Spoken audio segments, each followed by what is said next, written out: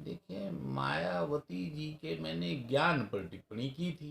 बस यही टिप्पणी करना तो बसपा वालों को बुरा लग गया। भाई साहब, बसपा सुप्रीमो और पूर्व मुख्यमंत्री मायावती पर टिप्पणी करने के मामले में भाजपा के वरिष्ठ नेता पूर्व चेयरमैन रंजीत बहादुर श्रीवास्तव ने सफाई दी है। भाई साहब, उधर तो लगातार बसपा के कार्यकर्ता ज्ञापन सौंपने में जुटे हैं, शिकायत करने में जुटे हैं, और इधर रंजीत बहादुर श्रीवास्तव क्या कह रहे हैं, ये सुनते हैं।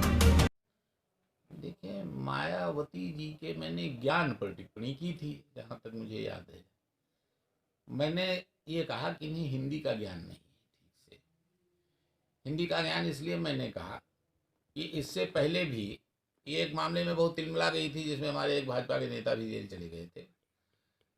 तिजारत करने वाले को हमारे यहाँ जो व्यवसाय करता है उसको क्या कहा जाता है, ये हिंदी शब्दकोश में अच्छी तरह से लिखा हुआ है। बेचारे बोल दिए, हिंदी ज्ञान था नहीं, अपने को पता नहीं, क्या समझ लिया, उनको जेल भिजवा दिया, दुनिया का हाहाकार मचा दिया। तो मैं ये कह रहा हूँ कि इन्हें हिंदी का ज्ञान नहीं है, ये लोग मतलब जो है।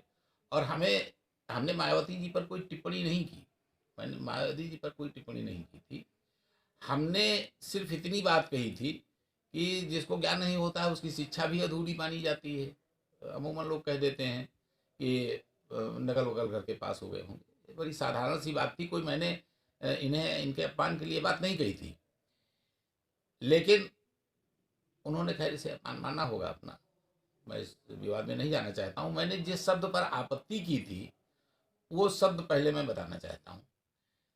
हमें दलित शब्द पर हमने ये कहा था कि ये अपने को दलित की बेटी कहती है। हमें दलित शब्द पर आपत्ति थी, क्योंकि पार्लियामेंट के अंदर रामविलास पासवान जी ने इस शब्द का विरोध किया था, दलित शब्द का विरोध किया था। मैं भी एडवोकेट हूँ, मैं भी कानून का ज्ञाता हूँ। ज्ञाता तो मैं नहीं कह सकता हूँ, क्योंकि ये कहना तो हमारे वरिष्ठ वकीलों का अपमान हो जाएगा, लेकिन थोड़ा बहुत जानकार हूँ। मैं जानता हूँ कि हमारे सुप्रीम कोर्ट ने हरिजन शब्द को प्रतिबंधित कर दिया है, बोलने लिखने पढ़ने सब पर पाबंदी लगा दी है और उसे संज्ञेय अपराध भी घोषित कर दिया। मैं बहुत अच्छी तरह से इस बात को जानता हूँ, किंतु ये हरिजन शब्द का जो प्रयोग है, मैंने कहा था कि मैं भी हरिजन हूँ और ये भी हरिजन है, ये तो बराबरी पर लाने वाला शब्द है, ये तो इन्हें बराबरी पर लाने वाला शब्द है, यही मैंने कहा था।